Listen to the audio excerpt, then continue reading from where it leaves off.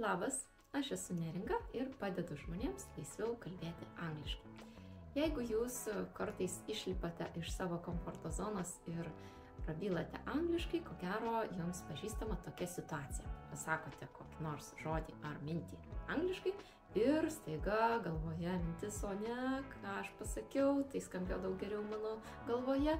Aš turiu jums frazę, kurią pavadinčiau signalinė rageta jūsų pašnekovui. Ir ją naudodami jūs duosite suprasti, kad jūsų galvoje vyksta įdomus kūrybiniai procesai ir tuo pačiu galėsite vėl pakreipti pokalbį norimą linkme. Ši frazė susideda iš 2 sakinių. Norėčiau, kad ir jūs kartotumėte, nes tai praktiškiau ir naudingiau. Sorry, it didn't come out right. Sorry, it didn't come out right. Let me put it this way. Let me put it this way. Dar kartą sujungiame abi frazes. Sorry, it didn't come out right. Let me put it this way.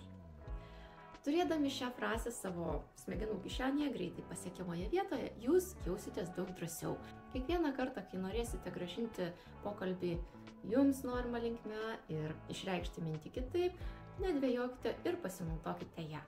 Sėkmės kalbant ir iki!